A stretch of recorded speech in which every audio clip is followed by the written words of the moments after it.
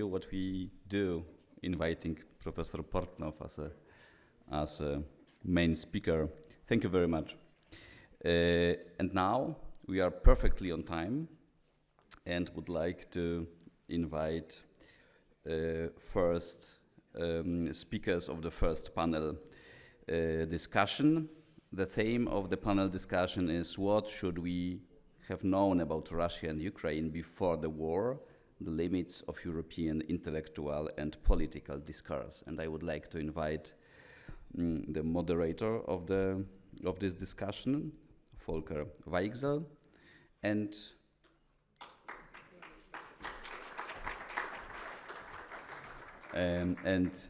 Guido Hausmann, Martin Šimečka, and Marek Cichocki. Chantal del Sol, Professor Chantal del Sol informed us 2 days ago that she is ill and cannot come, but she sent some sentences, some ideas which will be presented by the moderator. Thank you very much.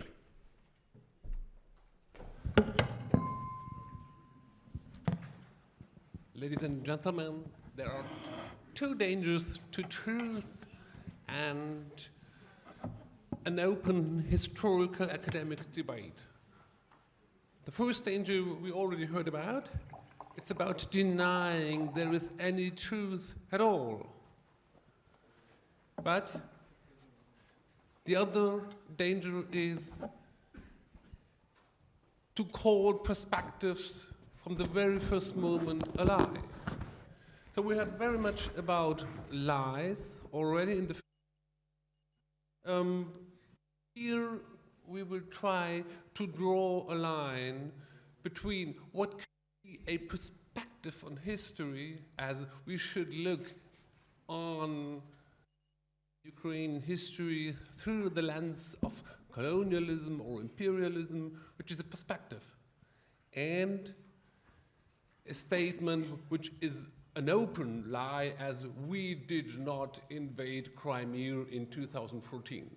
These are very different things, and I hope in this discussion we will be able to draw these two lines to avoid losing truth and losing the ground of an academic historical debate. Let me please introduce you our three speakers. To my right, Guido Hausmann, professor of Central, Eastern and South European history at the University of Tübingen. He is also the co-speaker of the German-Ukrainian Historical Association since September 2020, as I think. In a few weeks, I hope, there will appear his last recent book, edited together with Dietmar Neutartz on, I noted the title because I still did not read it, Das Erbe des Imperiums, multinationale und regionale Aspekte der ukrainischen Revolution 1917 bis 21, so which means the heritage of the imperium, multinational and regional aspects of the Ukrainian Revolution 1917 to 1921, soon to appear. To his right, I think most of you know him, Marek Cichocki from Poland, from the College of Europe in Natolin, Polish intellectual, historian, had many influence on debates on Europe and the European Union in Poland and all over Europe in the last 20 years. And his last books are just only published in Polish, as far as I know, was Początek końca historii, tradycje polityczne. So in English, the beginning of the end of the history, political traditions in the 19th century. That's it.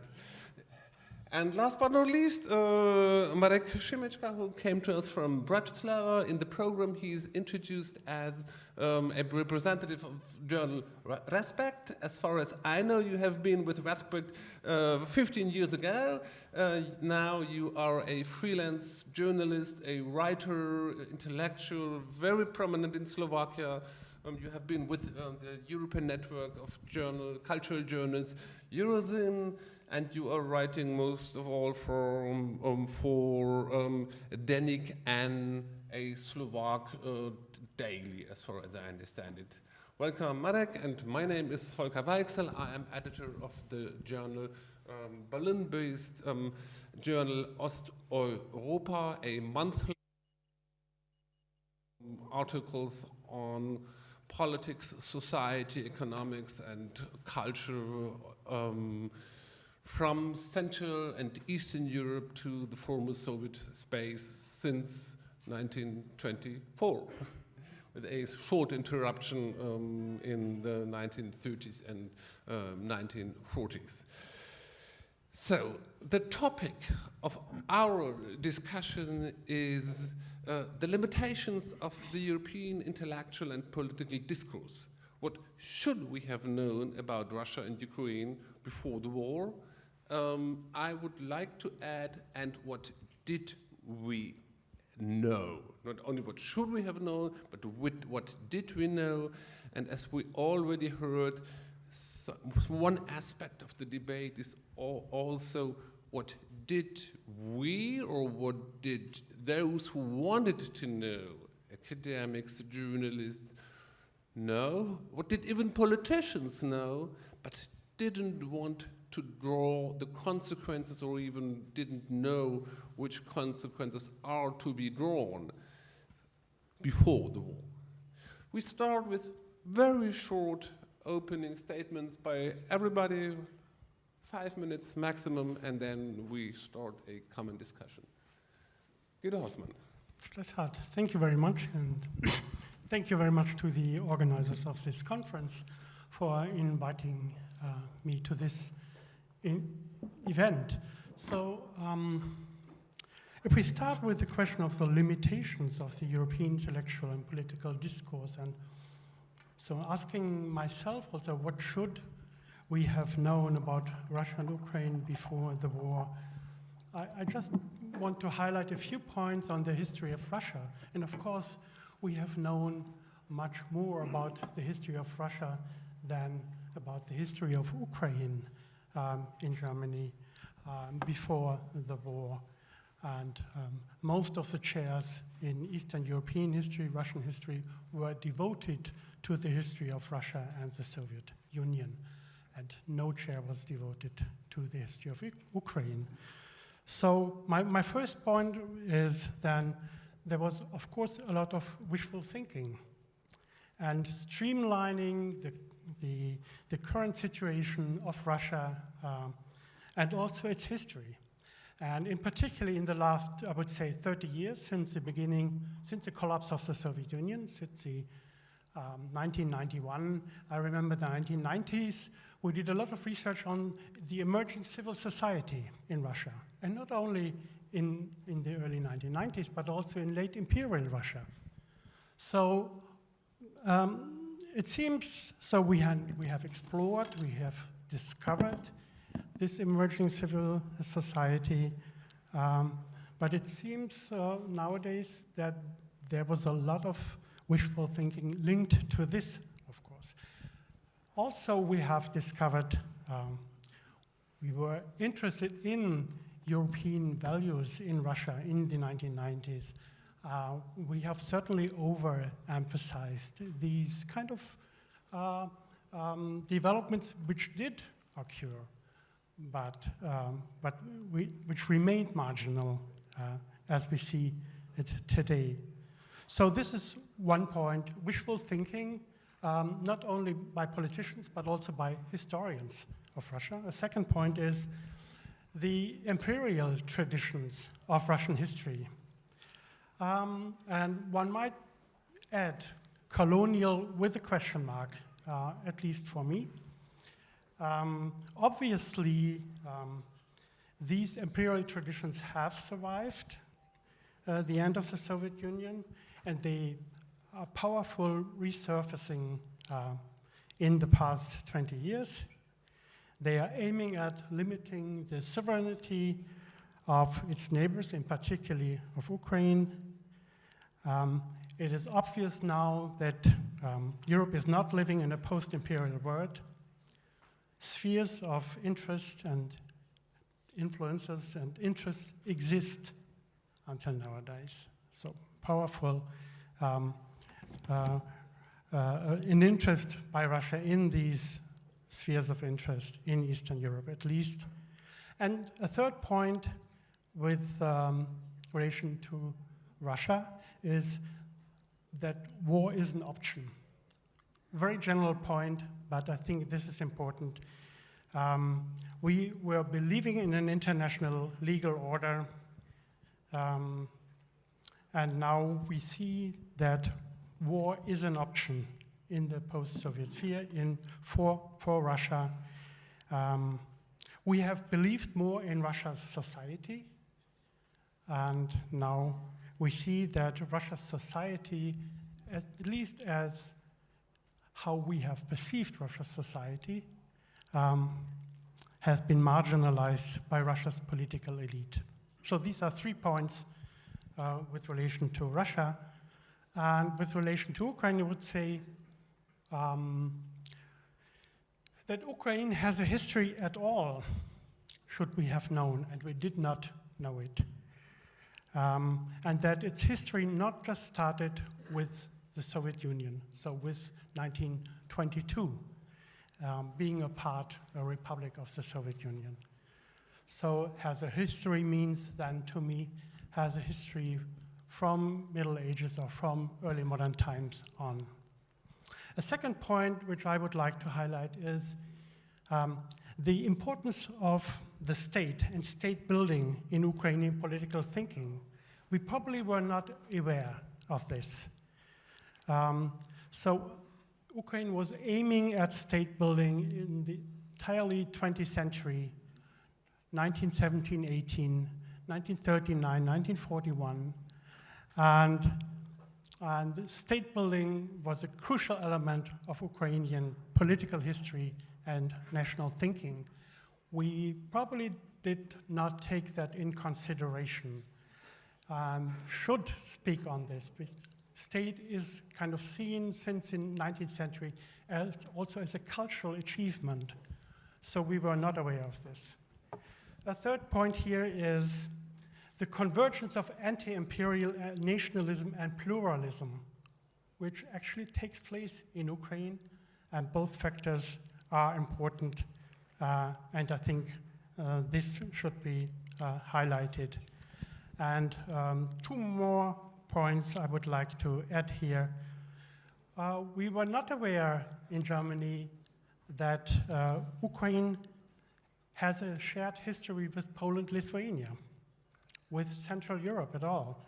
We were thinking of Ukraine as part of Russia, as a province of Russia. These are serious shortcomings, of course, but these multiple Ukrainians' historical relations with Central Europe, they added to Ukraine's political options and orientations after 1991. And also in this regard, that Germany has, at least in the 20th century, an entangled history with Ukraine, which is shaped by a large degree by violence. So these are just 4 points, but I would like to add 1 point, if this is allowed here, which seems to me quite crucial. Because a major challenge beyond misconceptions we have had, beyond misperceptions we have had, is, in my view, the emotional basis of Germany's relations with Ukraine and Russia. So whereas Germany's historical relations with Russia are shaped by a large number of cultural brokers and broader and century-long exchanges, this politically, economically, culturally. This is not the case with Ukraine, and Matthias Weber has mentioned Bogdan Ossadchuk, who is an exception in this regard, of course. So we have, as a result of this, we have a lack of empathy with Ukraine, which was noticed, of course, in the public discussion in the last year. And obviously, it seems that this needs time for changing this. So the emotional basis of our relations to Ukraine and Russia seems to me quite important. So this is, with this I finish my first statement. Thank you, Guido Hausmann. We will discuss some points later and swift to Marek Cichocki. Thank you very much. First of all, I have a problem with this question, or the way how the question is formulated, what we should know, what we did know and what we didn't. I have the problem with we. Who is we? What kind of we have in mind in this formulated question? And this is I am saying about it not because I want to start any blaming game. But I think that these differences between the we's, these differences are very important.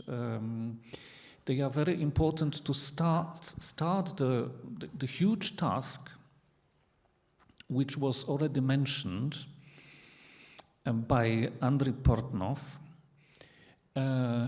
to look at Russia and to look at Ukraine and to look at Central Eastern Europe in a different way. But this is even much more complicated task because it requires also to start a debate about these different we's and what these different we's in fact, we are talking about different identities. What these different identities means for European history and how European history is perceived and interpreted. So I think this question is very important, but it should be formulated in a more precise way. And if we are talking about these differences, I think there are some important topics which we should take for discussion. Topics where we can see how these differences among us, among our identities emerge.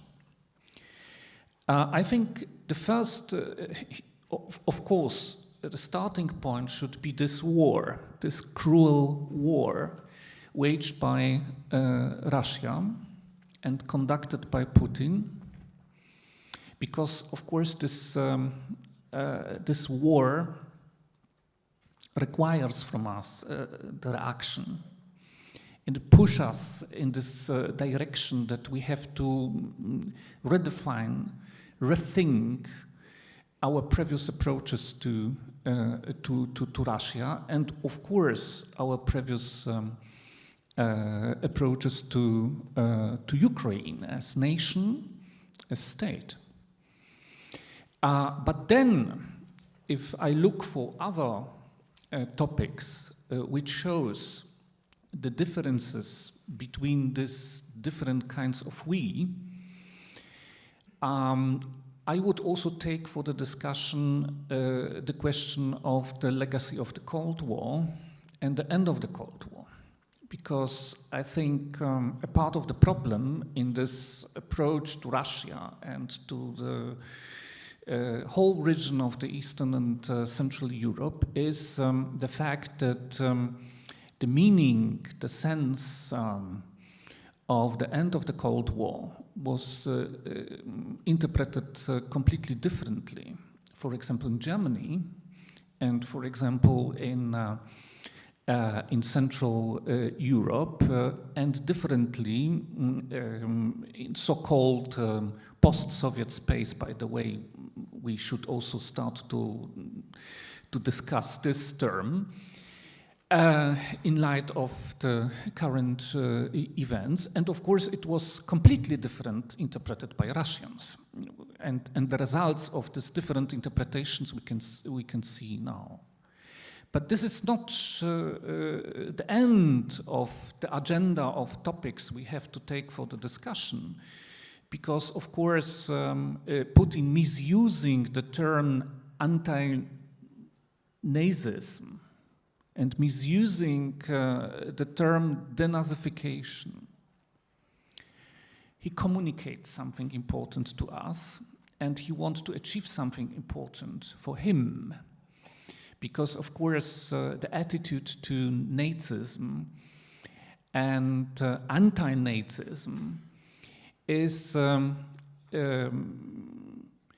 one of the key points of the foundations of modern post-war Europe. So by misusing this term, probably he wants to aim at destroying this kind of the foundation. So we have to start the discussion, what does it mean, anti-Nazism, and what this Putin's manipulation means, for example, also for the opposite of this anti-Nazist term, namely anti-communism. Because certainly Putin's tried to make a kind of the continuation between the myth of communism combating Nazism, yes, and he makes this point about the tradition of the great patriotic war in Russia against Nazism.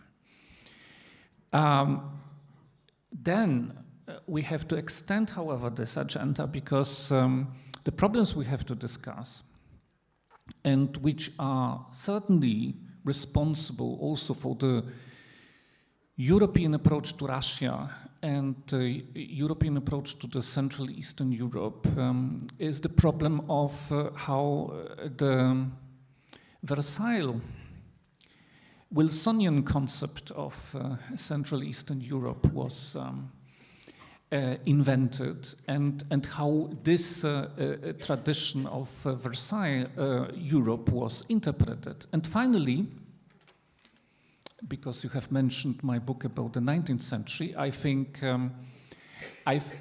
that we should also start to discuss about the consequences of the so-called Vienna legacy and the concept of the concern of nations, because talking about imperialism and talking about great powers and the idea that only great powers can order Europe, it brings us directly to this kind of legacy. I would even say Kissingerian way of thinking about what the European order is, and we see that even Henry Kissinger, with 100 years, yes, in this age, this is my final word, decided to change his attitude to Ukraine. One could say better later than never. So even with in the age of 100 years, you can change your mind.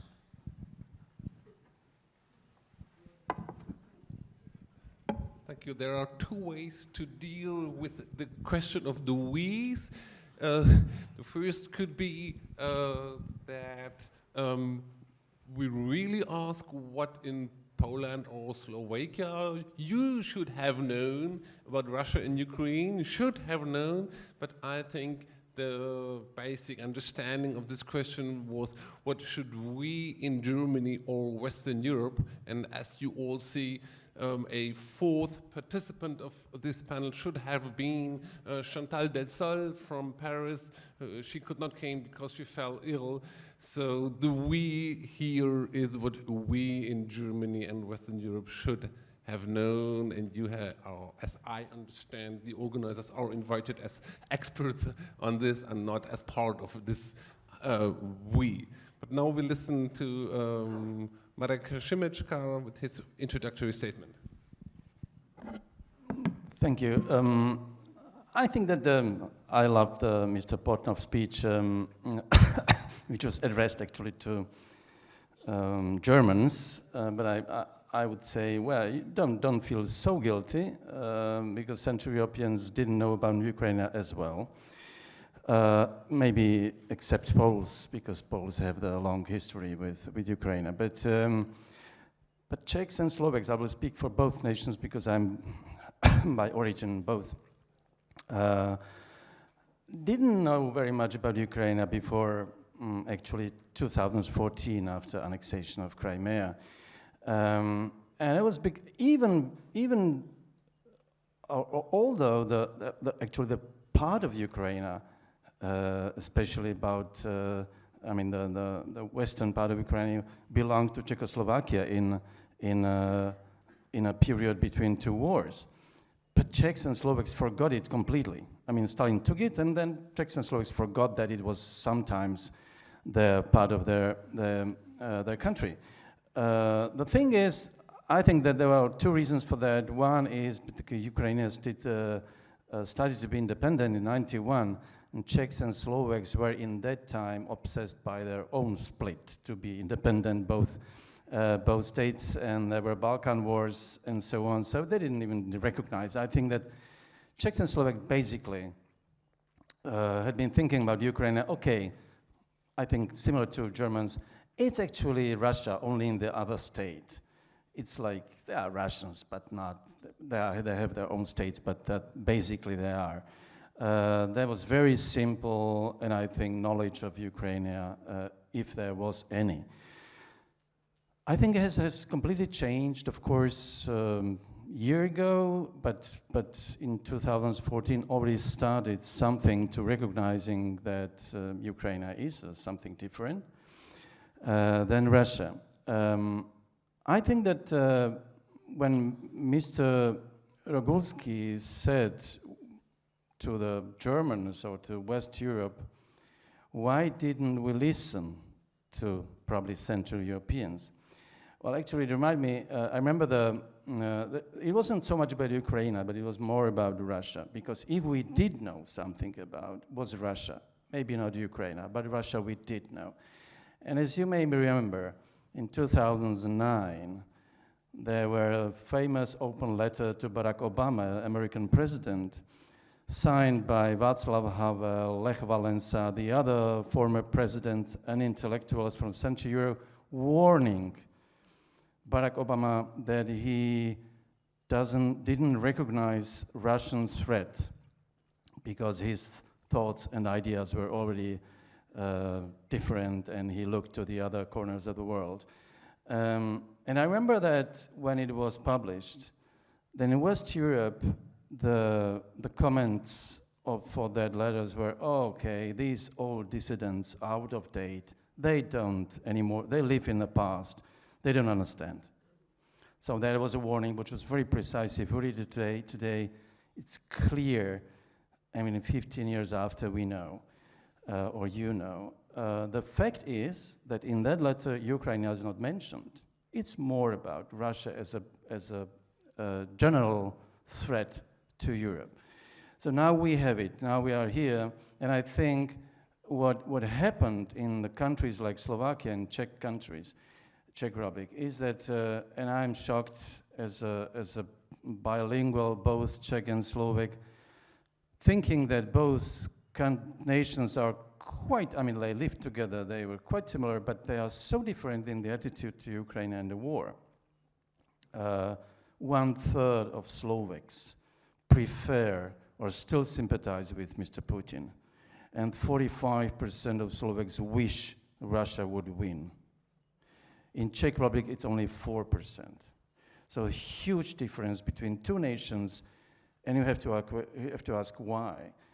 I mean, it would be too complicated to say, to explain, but it's also about history. The thing is, Central Europe is not so much united as you would think. There are a lot of, I mean, in societies like Hungary and Slovakia, there are big minorities still, but very big, who are who are pro-Russian actually. So be careful. I mean, it's not only the task for Germany. The thing is that if Germany fails in recognition of the war and Ukraine importance, then we fail twice as much in Central Europe. Thank you very much, Marek Šimečka, for emphasizing on the huge differences between Central European societies, and because often we look to Poland, and when we say they have warned us, we mean basically the Polish view on Russia. As far as I understand, we have two competing views on this panel. The one is we had the most problematic issue was the non-perception of Ukraine, and Marek Šimečka stressed more that the problem was the misperception of Russia. I would like you all to shortly elaborate on this question. Are both mis- and non-perceptions equally important, or is it a misinterpretation of me that I say we have these competing views? Well, both are important. If I reflect on what we did know about Ukraine, let's say until 2014, then we have had at disposal basic narratives of Ukrainian history by some authors. So we have had some basic knowledge. And in addition, what we have had, and this is important for German society, I would say, in the 1990s, many municipalities invited former forced laborers from the time of World War II to German cities. So this was an encounter of German society with Ukrainians, the first time after decades, I would say. And even many Germans since the 1990s visited Ukraine. So some change was underway, I would say. In addition, and that's a second point, we have had translations, very good translations of Ukrainian writers by respected German publishers since the late 1990s. So German society who wished to inform itself about Ukraine, you know, it was somehow possible to do. The situation is very different with regard to Russia. We have had plenty of information about Russia in German mass media, often kind of, I would say, misconceptions, streamlining it. TV shows, but in addition, differentiated knowledge about Russia's history and politics. So we did know very little about the conflictual relations between Ukraine and Russia. This was somehow a non-topic, I would say. And we only started to learn about this, I would say, essentially in the past 10 years. and not before. Is this a failure? Yes, probably it is a failure. It was a failure. But somehow, of course, I mean, Polish history is more entangled with Ukrainian history. Austrian history as well is more entangled with Ukrainian history. So we simply have to learn. And we are, I think, in the process of learning and in enriching our knowledge. And in that respect, we can somehow accuse also Germany for its non-knowledge of Ukraine and its complicated relations with Russia. But we should take this into account, that we are somehow a learning society and that we are changing. Maybe too late. This is correct. Well, I think that there is a. Well, of course, we should have known, but and it comes not only to Germany, but it comes to Central Europe. If you remember Milan Kundera's famous essay about kidnapping Central Europe, there is not mention about Ukraine at all there. Central Europe had been only until, I mean, that Grenze, that board. So it's not only, it's a Central European vision as well, that Ukraine doesn't belong to us. This is changing. But for Central Europe, it's easier because we failed, of course, recognizing the Ukrainian identity or the special history of Ukraine. By the way, this year, a year ago, when it was published in Slovakia and in Czech Republic, the short history of Ukraine, it was a bestseller. So people started to recognize. There is another very good thing, and I know it's also for Germany, but for Slovaks and Czechs, it's very special. Thousands and tens of thousands in Slovakia of Ukrainian refugees. It helps a lot to understand that, Ukrainians, and for Slovaks actually, it's the first time in their history that finally they started to help somebody else. Slovaks were used that everybody else helped them as immigrants in the past. So that's a good thing. The other thing, good thing is the war. Yes, the war is terrible. The positive thing of that, if we can talk about that, is that the information about Ukraine in last year is just massively much bigger than any time before. You even count how much information now we have about Ukraine comparing to a year ago. And I understand that for Germans, it's much harder because at least we knew what was Russia about. So we didn't need to change our vision or view on Russia. We knew. We need to know more about Ukraine, but we knew about Russia, everything. You Germans have to learn. And of course, I don't want to talk about all these reasons why it was so. And I think it's difficult because, of course, German academic field is years and years, decades. Russian literature was just a very good job probably in Germany. Now you have to change it. You have to, and for me, it was fantastic to reread the Russian literature. I spoke to many Ukrainian intellectuals about that, and I have reread last year Dostoevsky and Tolstoy and even Bulgakov. And it's amazing how it opened my eyes through Ukrainian views on Russian literature.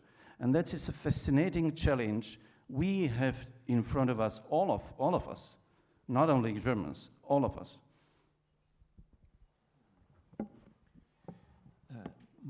Just a brief comment on Kundera.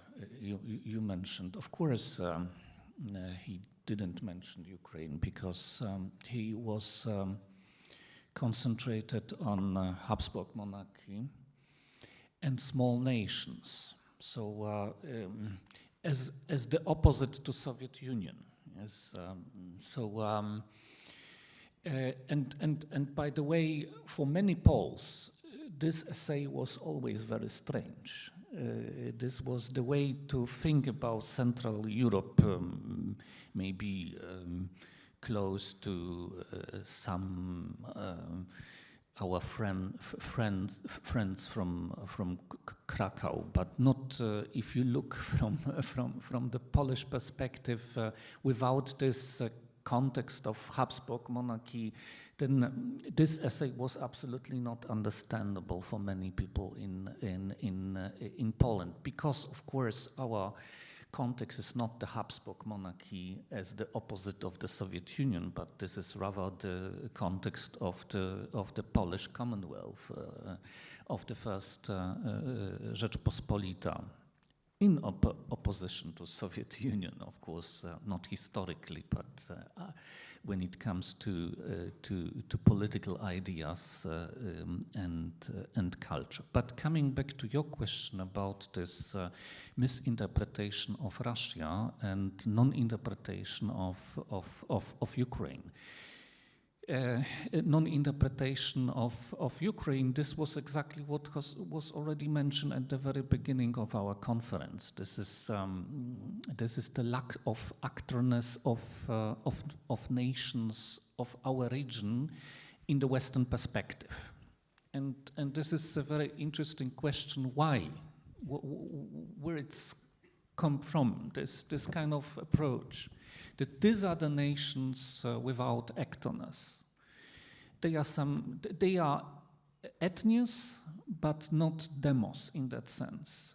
They of course are different in ethnical terms. They have certain own ethnical traditions, cultures, but they are not demoi in the sense of the political communities acting in history and in politics. And this is interesting to pose these questions and to search for the reasons of this approach, which is now, of course, mostly vivid in the case of some Western approach to Ukraine. But as I said, it is a more general question. And a more general problem. And by the way, this is one of the reasons I think we should rethink also the concept of the post-Soviet space as a box where all non-actors were put just only as the objects of the Russian interests and Russian sphere of influence. Yes. Misinterpretation of Russia. I think the problem is, was it to what extent it was the misinterpretation, and to what extent it was the miscalculation? Because especially if I look at the German political and historical and cultural debates, I have to ask myself to what extent Russia is a part of a German identity, of a German European way of thinking about Europe. Also in the context, for example, of the German reunification. And that makes it difficult, I think, for many people here in Germany to change the attitude to Russia, because simply in the German identity and the political experience, Russia is part of the German way of thinking about Europe and about its own reunification, for example, as the outcome of the end of the Cold War. And that made, I think, also so difficult to see some things in Yeltsin Russia and then later in Putin's Russia, which were obvious for all others, looking at what is the evolution of the post-Cold War of the Russian Federation. Yeah? So my question here is rather to what extent it was misinterpretation and to what extent it was just simply the miscalculation. And one probably should add to the understanding of Germany that there might be somehow an imperial bias in German policy, which connects it to Russia's policy. So the kind of, of an understanding of state, of nations with a state tradition, and there somehow is a kind of a hidden joint understanding of both powers with shared attitudes, certain attitudes, and which had a result for Germans' relations to Ukraine as well. So I think there's a point here, and one should probably add another point, that is anti-Americanism in Germany, which was very important for the misunderstanding of the Euromaidan in 2013 and 2014, and which is probably very important in pro-Russia views in Germany, which were in effect anti-American views and not pro-Russian views. So there are some really bigger points we have to discuss. As there are different German ways, I would agree to all these points you mentioned, and even if I am the moderator, I would add a fourth point, which is you said war is an option for Russia, and for Germany war was not an option. So even those who knew everything, even those who read the journal Osteuropa, where you could read about Russian imperialism, about the Chechen War in the 1990s, in the early 2000s, you could read everything. Even those who knew, for them, war for Germany was not an option. So there was no answer to what we knew. So this is my main hypothesis on why a certain segments of German society which knew what is going on did not just have an answer what to do about it. I remember when I was a dissident in communism, and I was furious when I saw in TV these peace marches in Germany against Russian missiles in Germany. And I was asking, what are you talking about? No, it was West Germany. It was in Germany, West Germany. Yeah, well, and I was thinking, why are you not against Russian missiles? So, I mean, this is, as you say, I mean, this desire for peace as war is not an option. I agree. That's a German kind of legacy and thinking. And it's a thinking, of course, when I see that it's absurd. In Slovakia, this is the same, but who says that? In Slovakia, the fascists say that, and the so-called social democrats who are actually radical right, the Mr. Fico and so on. So there you see how the radical right and radical left is talking about peace, meaning actually let the Russian win. That's all about that. It's nothing else. Okay, this was the debate on the misperception or not misperception or miscalculation of Russia. And then I have also a question on the non-perception of Ukraine. Don't you think that a specific German history of the 20th century or interpretation of the German history of the 20th century led to this non-perception of Ukraine as an actor in history? And what I mean is, German history is after Nazism, after the Holocaust, was interpreted as a catastrophe which was caused by nationalism. And nationalism was seen as something which is connected to autocracy, to war. And the democratic tradition of nationalism from the French Revolution was completely lost in Germany. So every look to Central and Eastern European democratic national movements was as, oh, these are those who are going to war for their nation, as we did in 1939. Don't you think that this was one of the most important problems of this German non-perceptions, starting with 1989, starting with the interpretation of the end of the Cold War, starting with the Yugoslav war, and ending up with the non-perception of Ukraine for these 30 years? Yeah, certainly this is true, that Eastern Europe and Russia, the Soviet Union at large, was perceived as a space of violence, a space of trouble, a space of wars in the German mind, if we take German mind as a we, which is disputable. And this had the effect that we wanted, or that the German mind wanted to dissociate itself from Eastern Europe and Russia, including Ukraine. But then, you know, why this is particularly to Ukraine and not to Russia, not to Poland.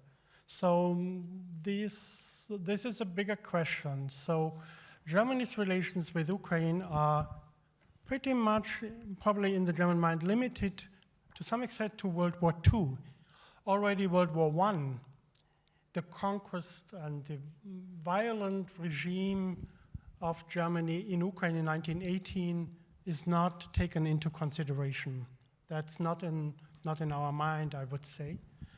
So it's very much limited to World War II, and in the German literature in the 1950s and 60s, the theme of Ukraine pops up. If you read Heinrich Böll, you find it. You can find it there, and one can add other authors. But then if you go to the 60s, 70s, 80s, there's very, very little knowledge about Ukraine. I tried to check what the 1680s, so the 68er generation, what they have in mind, Ukraine, and all of those elder colleagues who somehow were joined to it did say to me, no, we have. No. Then I checked some books. I read Cohn-Bendit again, and one can find Nestor Makhno, so the anarchist leader of Ukraine, 1920-21. But this was not really a figure, I don't know, of romantic or of some kind of an alternative image, a positive image, which would make it possible to relate, to associate oneself to Ukraine beyond war and violence. So we have too little, somehow, cultural context. We have too little these kind of culture brokers, figures which link Germany with Ukraine. And this legacy is hard to overcome. And I would predict that it's even in the next time, it will be hard to overcome. Although it is changing now, but this is not a short time kind of challenge and task for us. Of course, looking at this from the Polish perspective, I would say, first of all, there is a question about pacifism as a certain European tradition and idea, which was after the end of the Cold War connected very strongly to a certain ideological approach, labeled by the end of history. So the end of history, end of ideologies, end of geography, and of history. We will now live in a peaceful world without any conflicts, any problems. If we have some conflicts, this is just only that some of us are not enough adult, not enough evolved, and then we have to help them to understand what is the only truth. And I think that looking at this idea from the situation of people living in the Central and Eastern Europe, it was always strange, this kind of the idea, and that was a sound disbelief that this is a genuine approach to politics and to the future of Europe, and that made us sensitive to problems like geography, like history, like geopolitics, which matters. And despite of our personal convictions about pacifism, I think even being pacifists, we have to understand that geopolitical matters, that history matters, that we can be confronted with political and imperial structures which will wage wars against us. So we can't just use pacifism as an excuse not to do something against this kind of threats. The second problem is what you have mentioned, the attitude to nationalism. And of course, I would not deny that excessive forms of nationalism, especially combined with imperialistic or colonialistic politics, can wage conflicts and wars. But I think the important division when it comes to the perspectives on this issue between, for example, the Polish experience and the German experience was always the difference between the belief that only empires can provide us with order, sustainable order, and the opposite opinion, that the nations creating their own democratic states are the forces which can create a sustainable and just international order, because this is not only about sustainability but also about the just order. And I think that what we are watching now and what we're experiencing now, because of Ukrainians' fight for independence, statehood, against a clearly imperial force, reminds us about this basic division in thinking about what should be the foundation, what should make foundations of sustainable and just peace in Europe. So perhaps the Germans should have read more their fellow philosopher from Königsberg, who in his treatise on eternal peace founded eternal peace on a federation of republics and not on a imperial state which brings order to us. But Martin wanted to add it. I only wanted to it's difficult to, of course, to recognize nationalism as something positive, and I understand from Germany it's even worse. I remember very well, I hated nationalists in Slovakia in 90s.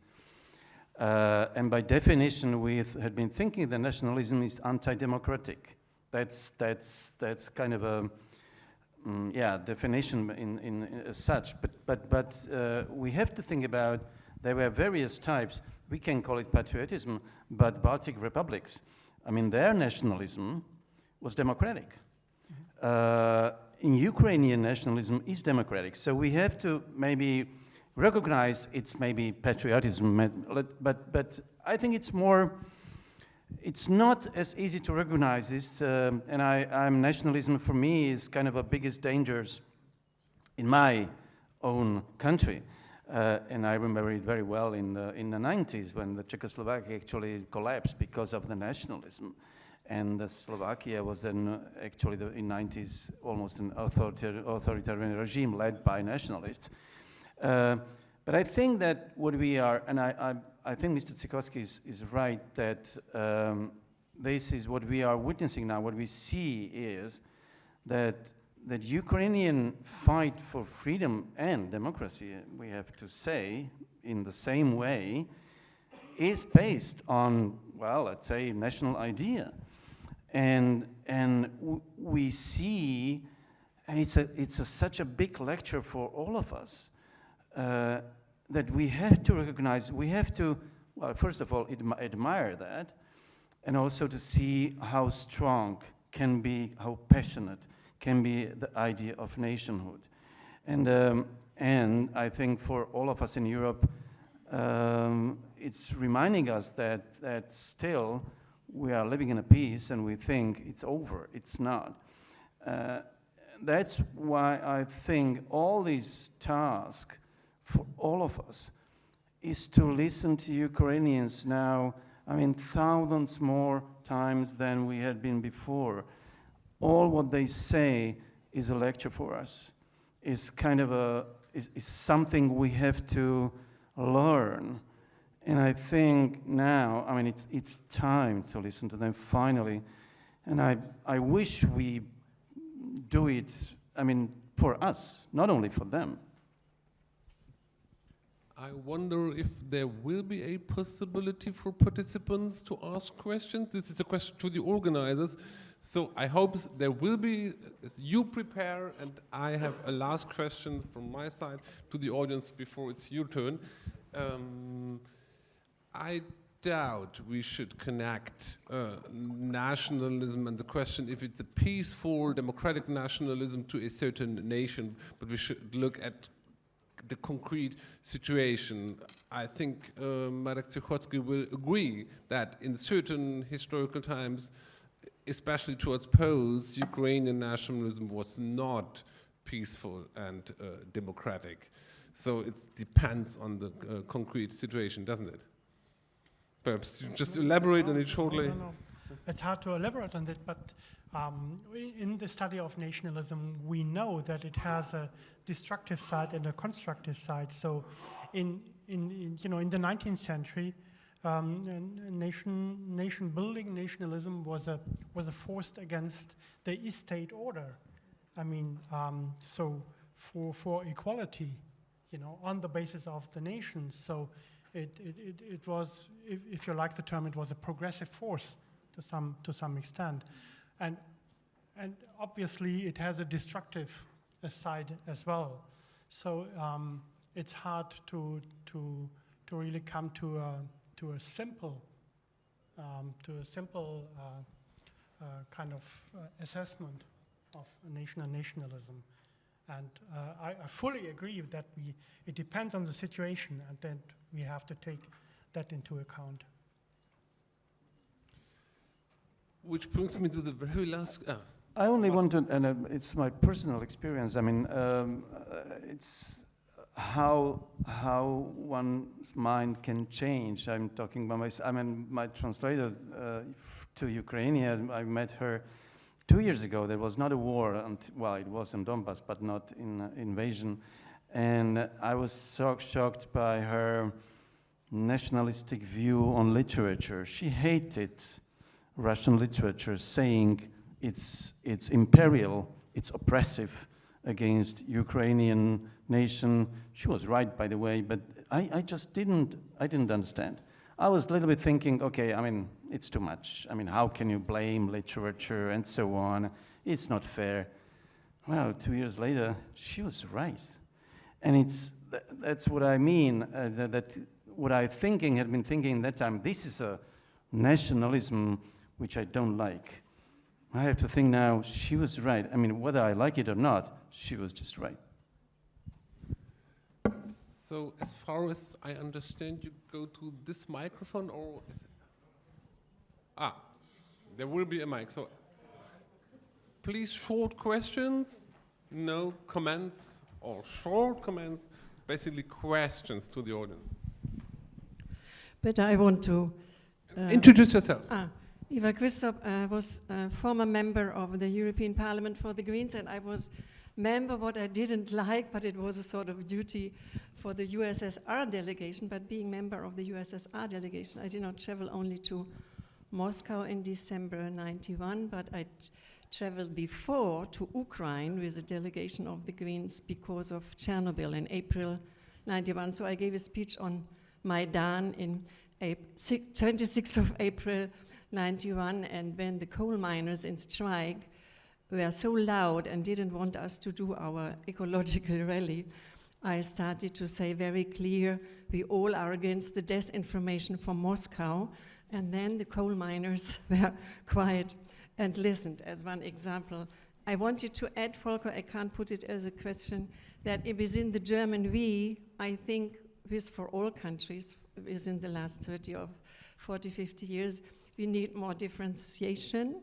And I think what is mostly forgotten in academic and political debates is a part of German society. One is the church, the churches, how have been the debates in the churches, and then the ecological movement and the feminist movement have been in Germany, in East in another form than in West, but in both parts of Germany, these milieus, social and intellectual and artistic milieus, had a role for the debate and for the development. So we would need 1 hour at least to debate the peace movement in both parts, but it would be worthwhile because what you see now, I have been organizing these rallies together with Olaf Scholz. So you see the background is not just, oh, how strange have they been and how stupid, but it is a real part of the German learning, what you said, the learning process of the German society and of both sides. The peace debate is very important for the 50s, 60s in another way with Vietnam War. And then the 80s was very different. It was not the 68, it was much more women, environmental, new generations, or 3 generations within it. But I want to add for Ukraine, I think that within the churches, those who wanted to work against anti-Semitism and the reconciliation, they made travels to Ukraine and to Belarus.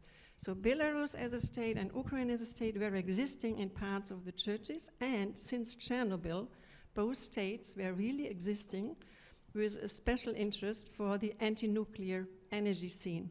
And the children of Chernobyl, for example, the network which is still organizing now very much help for the opposition in Belarus and for Ukraine is now the old network of children of Chernobyl, which are in villages and so on.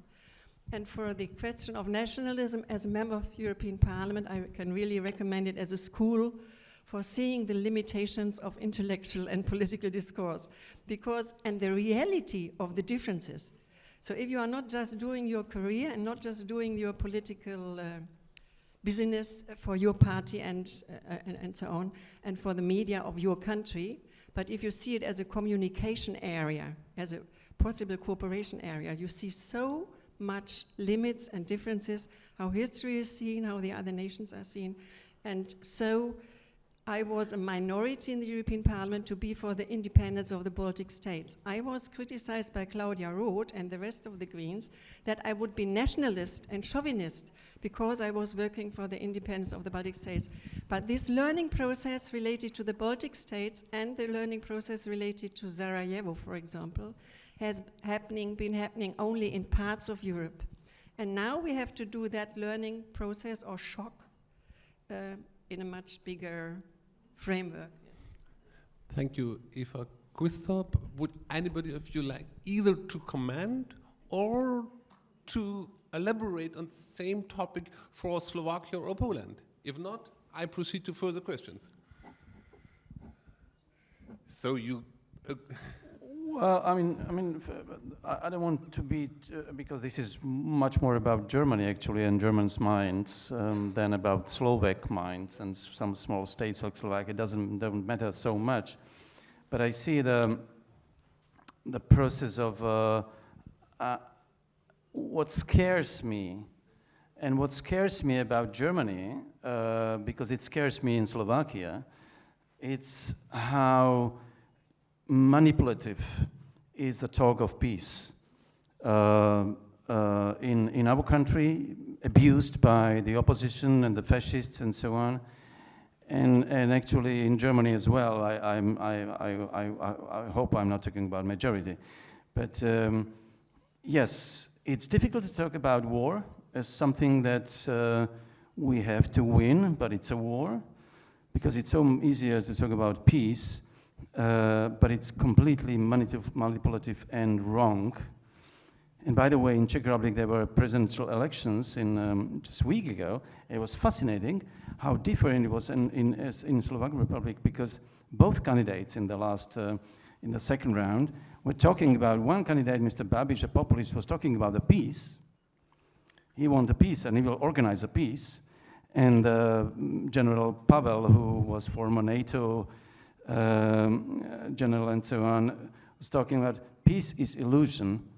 In long term, we have to defend our peace, but sometimes in a war. And he won by the huge margin, because in Czech Republic didn't work this call for peace, because people knew it's manipulative. It didn't work. So that's a good kind of sign. I'm afraid that in Slovakia it would be otherwise. That's a problem of these nations, which are so different now. In Mind of Peace, that we had mostly because people think that the peace is the old order. This, when the Russian wins, we will come back to our good lives from the past. And it's just wrong, it's a lie. But it's difficult to talk about that, because otherwise you are all the time, if you talk about the war, you are the wrong guy. And that's a problem in Germany as well, I think, and I understand the problems with your past.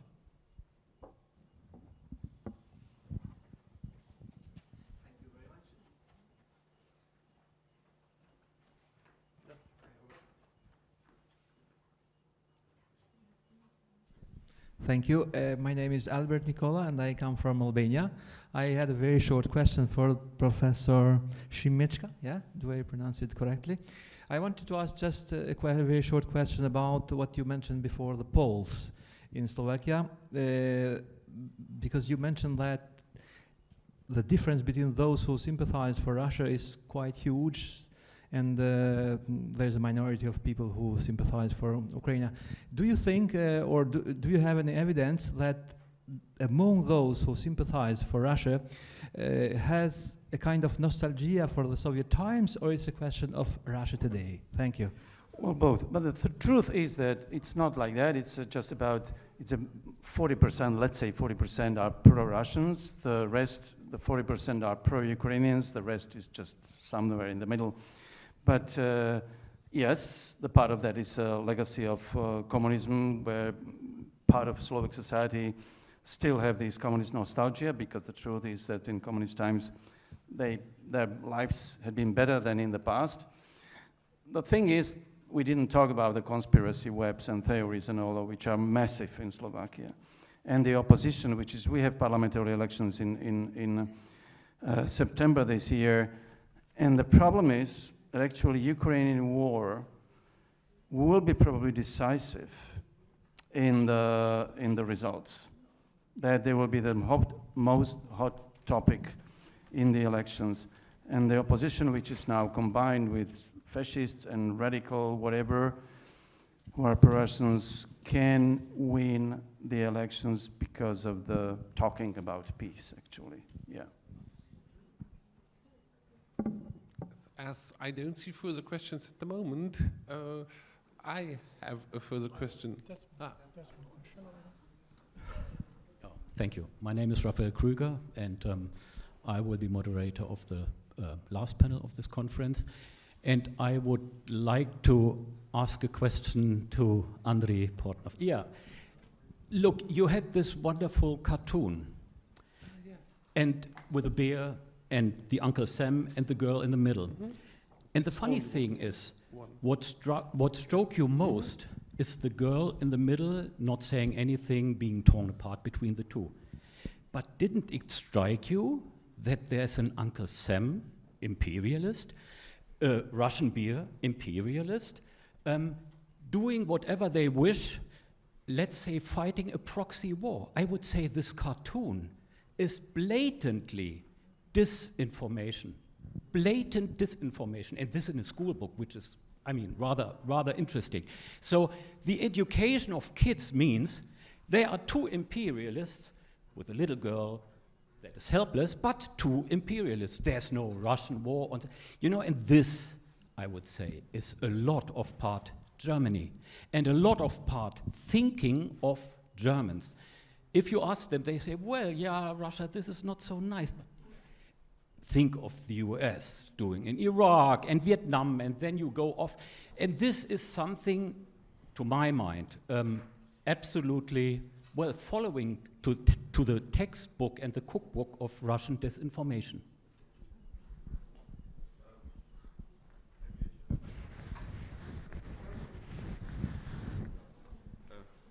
Yeah, thank you. I'm really sorry to having more time. I completely agree. I completely agree with you. And actually, I'm very, how to put it, not happy, but I'm pleased that Guido Hausmann also mentioned this issue of anti-Americanism. I'm observing it since, at least 2014, yeah? If you really want to explain why the attitudes to the Maidan and then annexation of Crimea and those stories were so peculiar in Germany, I would also say it's very much about anti-Americanism.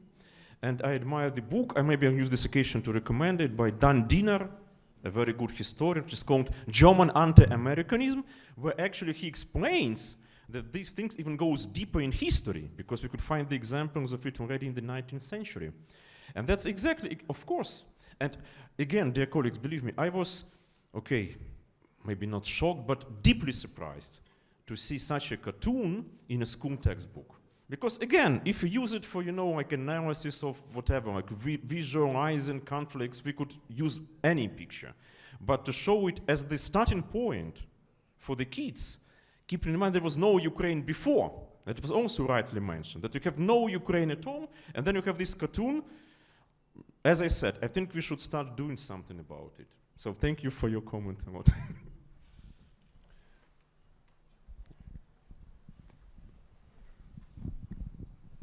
I don't know if it's permissible to comment on the last comment. So my name is Kristin Bergtra-Sandvik, and I come from Oslo. I'd just be very concerned that those sort of comments on anti-Americanism makes it very difficult to critique the type of US militarism abroad over the last 20 years, which have cost significant amount of lives in Iraq, in Colombia, other places. And I don't think we need to juxtapose, but I do think that if this is a discussion we're gonna have, it's gonna be very limited in terms of accountability, and it's gonna make it very difficult to move forward. And particularly in light of the events of January last year, the year before, of storming the Congress. It's a very different ally than 10 or 20 years ago. So it doesn't have to be either or, but framing this as anti-Americanism, I do not think is helpful to take off the table. Thank you. Okay, we're a little bit losing our panel, because so I come back to two questions which were posed in the YouTube stream. The first was by Veronika Aleksanic, and she comes back to a topic we already shortly discussed. Do you think that the ignorance of the Germans about Ukraine is related to the imperial past, and accordingly the imperial perceptions of Ukraine thinking about Ukraine, which still exists? And I add the second question by Alex Agadjanyan. He writes, if we oppose imperial aggressive nationalism and defensive anti-colonial nationalism, do you think that the second one can also be dangerous for others or for democracy?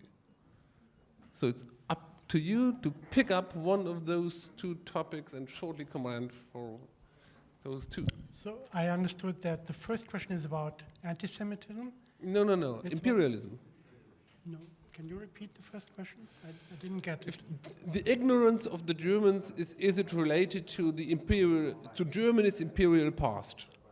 Yes, I think that there is an imperial kind of basis in German political thinking and attitude, and this is about of course about disrespect to so-called non-historical nations, and in particular to Central Europe. There is a huge tradition which we have to take into account and critically to re-examine. So this is of course a fact, and there are plenty of examples from the last decades which we could mention in this regard. So in colonial nationalism as a threat to democracy, that is very obvious, and although I'm hesitating to use the word colonialism so far, there is an ongoing discussion, and I remember Irish colleagues who came up with this topic some 15 years ago. Is there colonialism within Europe? So of course they have in mind the Irish-British relations, but they were expanding this issue to the Western-Eastern divide in Europe, and Western or German colonialism. So obviously there is also German nazism. There's a colonial note to Hitler's regime and to the war. But just to speak of colonialism as somehow to substitute now the term imperialism, I would like to know then what is the additional value if we use this term. So there might be some good reasons for it, but so far I would be cautious. Maybe one comment on this discussion about cartoon, because I think it's very interesting, and it is connected to this issue of imperialism, anti-imperialism, anti-Americanism, and colonialism, and so on and so forth. So first of all, I think I understand these feelings of outrage when it comes to this cartoon, because what this cartoon is suggesting suggests that the war in Ukraine is a proxy war, like in the times of Cold War. Yes? There's a typical picture from the Soviet propaganda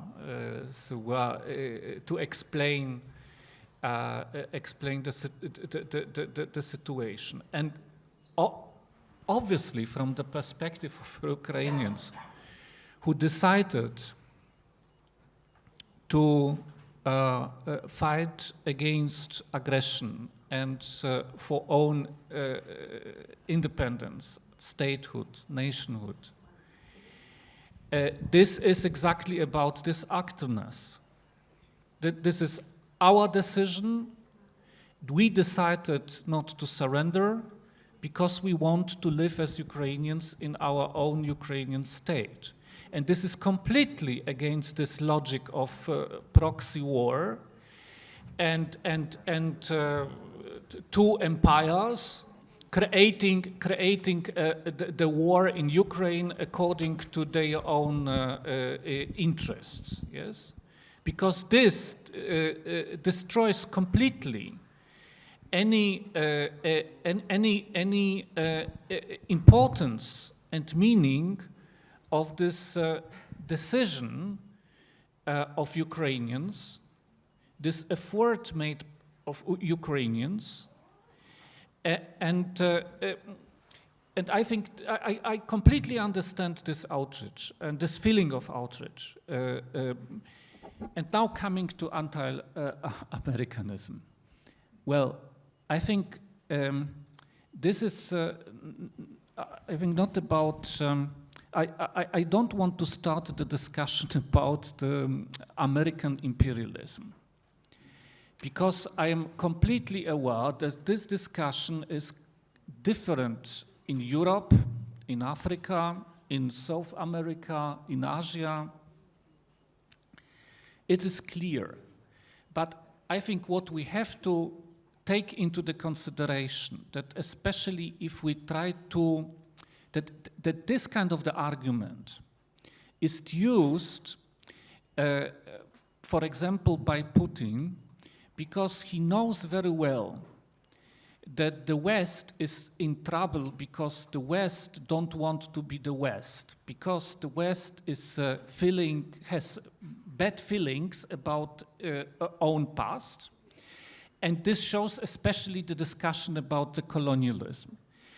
And I think, of course, the West should discuss the problem of colonialism and the tradition of colonialism and the dark legacy of colonialism, but not in the way which makes the West completely helpless and denying itself. Because I think this way is completely destructive when it comes to the West. So the West should, of course, critically consider itself and debate about itself, but not at the expense of self-destruction.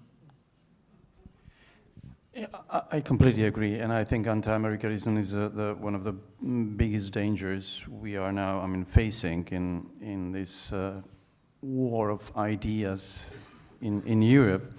But I think I remember in the 90s, after the communism fell and all this, and we had been looking to the West Europe and listening for all these wise intellectuals and academicians who talk to us how to build a democracy and what we should think about. I am thinking now, I have a little bit weird feeling.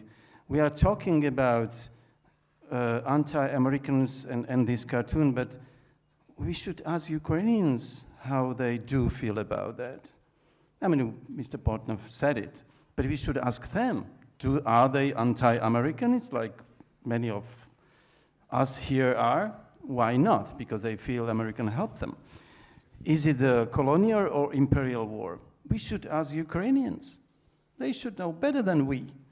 In this sense, I think that we should, of course, discuss all these kind of things. But in the basic, answers to the basic questions, we really should listen to Ukrainians. That's our job, to listen to them, finally. Okay, one last question. We're running short in time.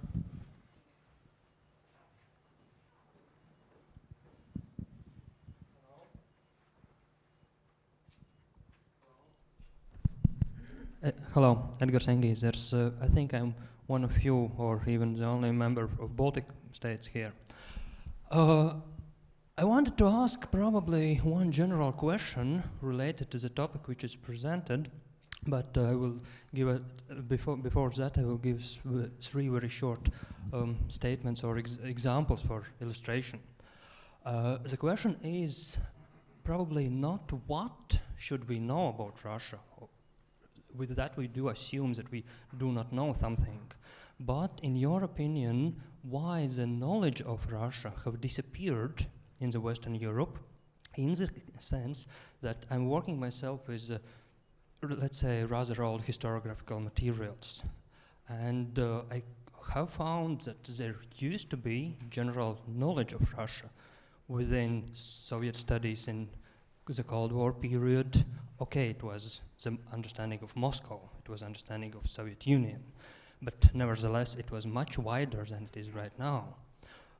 There was a brilliant understanding of Russian Empire in the end of 19th century, and there's a brilliant book magazine published in the US where the cartoons are made on Russian policies, including anti-Semitic agenda in 1903, including of Russian Revolution of 1905, we have forgotten the knowledge of Russia as Bolshevik state.